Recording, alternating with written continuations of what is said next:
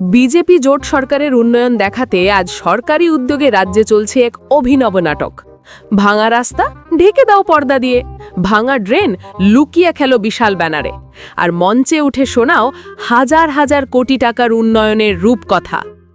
23শে ফেব্রুয়ারি প্রতাপগড়ে দেখা গেল সেই চেনা দৃশ্য। একটি পুকুর সংস্কারের পর উদ্বোধনে এসে মুখ্যমন্ত্রী মানিক সাহা শোনালেন হাজার হাজার কোটি টাকার উন্নয়নের মহাকাব্য।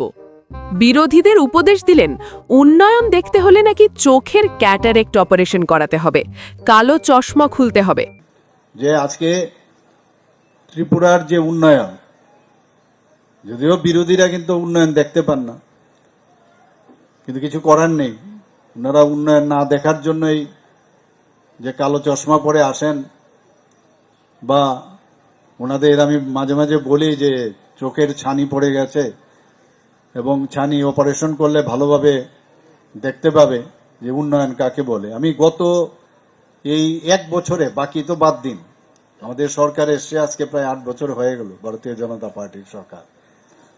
গত 1 বছরে আমি প্রায় 1300 কোটি টাকার উপরে শুধু ফাউন্ডেশন লেগ এবং বিভিন্ন জায়গায় উদ্বোধন করেছি। কিন্তু প্রশ্ন হচ্ছে, চোখের অপারেশন কার দরকার? কার চোখে ছানি পড়েছে?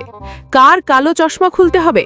বিরোধীদের, নাকি সেই সরকারের যারা উন্নয়ন দেখাতে গিয়ে পুকুরের চারপাশে বিশাল পর্দা টাঙাতে বাধ্য হয়? হ্যাঁ, হাজার কোটি টাকার তথাকথিত উন্নয়ন দেখাতে গিয়ে বাস্তবের ভাঙা রাস্তা, ভাঙা ড্রেন কাপড় দিয়ে ঢেকে দেওয়া হলো। মুখ্যমন্ত্রী ফিরতেই ক্ষুব্ধ এলাকাবাসী মোবাইল ক্যামেরা তুলে নিলেন, ভিডিও করলেন সেই পর্দা ঢাকা উন্নয়ন। রাজ্যবাসী দেখল মঞ্চের আলো নিভলেই আসল চেহারা কতটা অন্ধকার। এটি কোনো বিচ্ছিন্ন ঘটনা নয়। একদিকে হাজার হাজার কোটি টাকার ঋণ নিয়ে রাজ্যবাসীর ঘাড়ে চাপানো হচ্ছে বিরাট ঋণের বোঝা, আর সেই ঋণের টাকায় উন্নয়নের নামে দেখানো হচ্ছে লোক দেখানো ঝলক, ব্যানার, ফিতে কাটা, বড় বড় ঘোষণা আর ফাঁপা ভাষণ। বাস্তব কি? হাজার কোটি টাকার রাস্তা কদিন পরেই ভেঙে ধূলিসাৎ। নতুন কালভার্ট, ব্রিজ উদ্বোধনের আগেই ভেঙে পড়ছে। এ এক ভয়ঙ্কর দুর্নীতির চক্র। একদিকে জনগণের ঘাড়ে ঋণের পাহাড়, অন্যদিকে সেই টাকাই ঢুকছে কিছু নেতা মন্ত্রীদের পকেটে।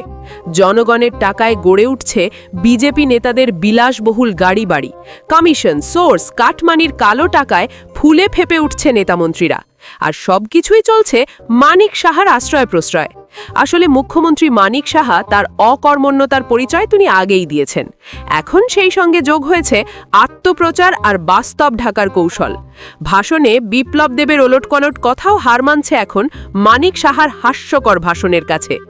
প্রশ্ন এখন, এই পর্দা দিয়ে আর কতদিন ঢেকে রাখা যাবে বাস্তব? আর কতদিন উন্নয়নের নামে চলবে লুটের রাজত্ব?